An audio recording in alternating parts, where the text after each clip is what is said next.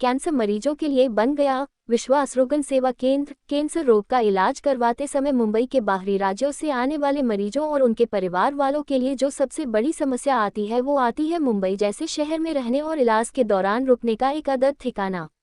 आज भी सैकड़ों परिवार टाटा कैंसर अस्पताल के बाहर सड़क पर, फुटपाथ पर इस ठंड में, गर्मी बरसात में रातें गुजरकर अपने मरीज का इलाज करवाते हैं। ये कई सालों से एक बहुत बड़ी समस्या है जिस पर अब तक कोई ठोस उपाय नहीं निकल पाया है।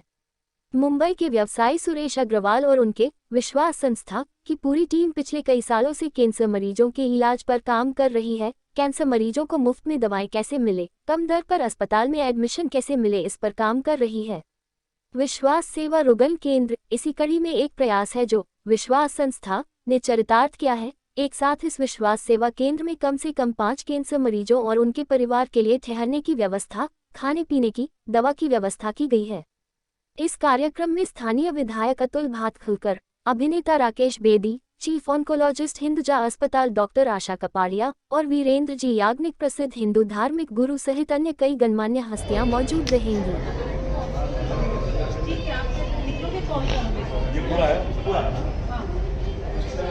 ये ऑफिस का 15 आदमी रह सकते हैं।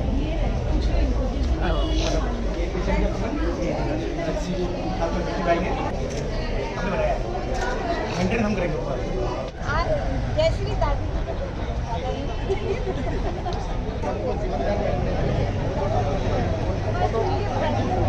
भगवान ही मानते हैं। बस उनकी गाइडेंस में उनको तो मतलब मैं बता नहीं सकता जो वर्ड है। हाँ मैजिक उसका किधर है ना बात ठाकुर जी आ रहे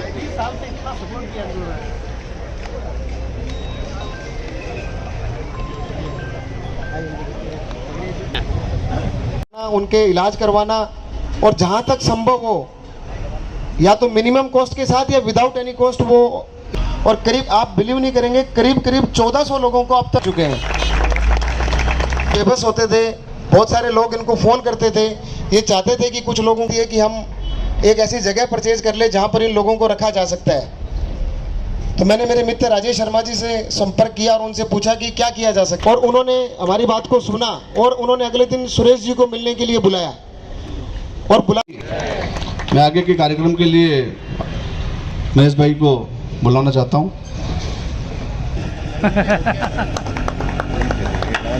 श्री सुशील बंका और बबीता बंका।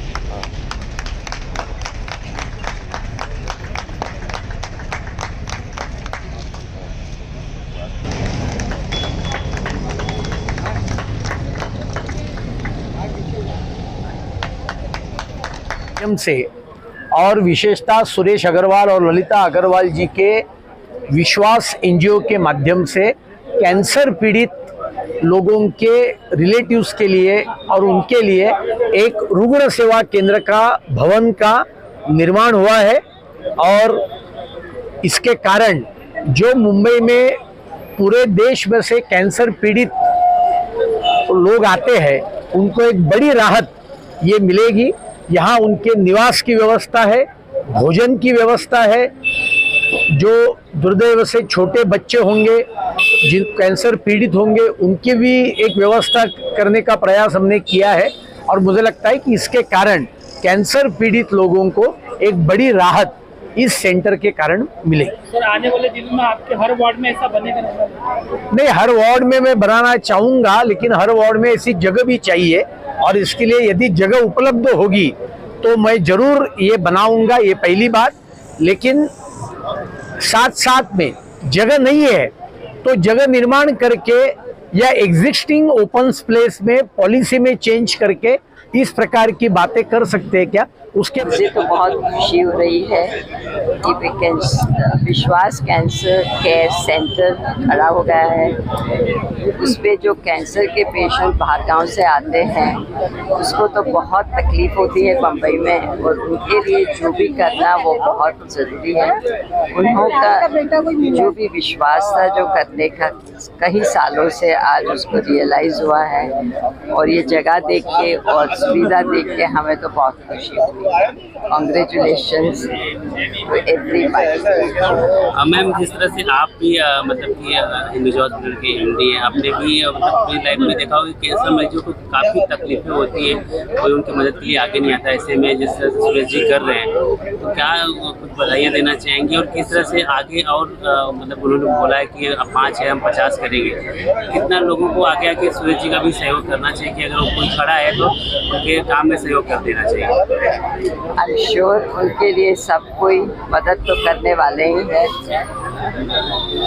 जब NGO करते हैं तो वो भी इंस्पायर करेंगे सभी लोग को, क्योंकि सबको मालूम है कि कितना तकलीफ से वो लोग गुजर रहे हैं।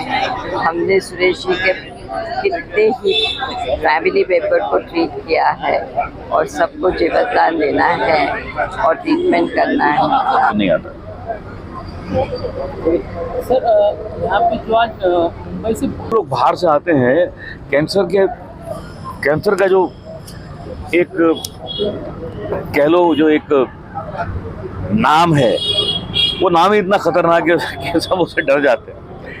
अब उसका नाम तो है ही, लेकिन उसका इलाज भी बहुत एक्सपेंसिव है, इलाज बड़ा टाइम कंज्यूमिंग है। अब हर जगह कैंसर के अस्पताल नहीं है। बॉम्बे में टाटा का बहुत बड़ा इंस्टीट्यूट है, कैंसर का अस्पताल है। अब उसके लिए जब लोग यहाँ पर आते हैं तो कई दफ़ा इलाज में महीनों लग जाते हैं। अब जिसको कैंसर पेशेंट जो अकेला तो आएगा नहीं, साथ में कोई परिजन तो आएंगे ना उसके, कोई ना कोई तो आएगा ही, घर वाले, माँ बाप भाई बहन कोई तो आएगा ही। वो कहाँ रहेंगे कितने दिन जब इलाज चलेगा। चलो ठीक है, तो टाटा अस्पताल है, उन्होंने कैंसर पेशेंट को अपने यहाँ रख लिया, उसको जगह दे दी, उसको खाना दे दिया, लेकिन जो 4 आदमी साथ में आए हैं, 2 आदमी साथ में आए हैं उसकी हेल्प के लिए, वो कहाँ रहेंगे? तो वो कहाँ कैसे खाना खाएंगे, कैसे अपने आप को सर्वाइव करेंगे इस शहर में जहाँ पर इतनी महंगाई है। तो उसमें सुरेश जी जैसे लोग सामने आते हैं और ये बिल्कुल सेवा भाव से काम करते हैं, बहुत बड़ी बात है। रेस्ट रूम करके ओपनिंग किया है, उसके बाद मैं ये काम करीब 20 वर्षों से कर रहा हूँ और करीब 1400 फैमिली मेरे पास रह चुकी थी। तो दुर्भाग्य बस कोरोना आया और सब सोसाइटी ने ये बैन कर दिया कि बाहर के लोग हम अलाउ नहीं करेंगे। तो मैं एकदम विचलित हो गया, इतने फ़ोन आ रहे थे मेरे पास पूरे इंडिया से, तो मैं उनको जगह कहाँ दूँ। तो मैंने हमारे MLA साहब को अप्रोच किया कि भाई मैं ऐसे 20 साल से कर रहा हूँ, वो अचानक सब बंद हो गया है, तो मैं कितने लोगों को मना करूँ मैं। तो MLA साहब ने मेहनत कर कर अपने सोर्स लगा कर ये ज़मीन अलॉट की हमको और ये हमने ये बनाया है। तो भगवान ने चाहा तो ये भी 5 रूम से शुरुआत की है, ये हम 50 रूम तक ले जाएंगे इनको। सर, इसका कुछ चार्जेस लगेगा? नहीं, कोई चार्ज नहीं है, रहना खाना पीना, इलाज भी हम करवाएंगे उनका, जहाँ तक पॉसिबल होगा इलाज भी हम करवाएंगे उनका। सर, ये जो आपने फैसिलिटीज यहाँ पे अवेलेबिलिटी कराई है, ये सिर्फ पेशेंट के लिए या उनके रिलेटिव? पेशेंट और उनके रिलेटिव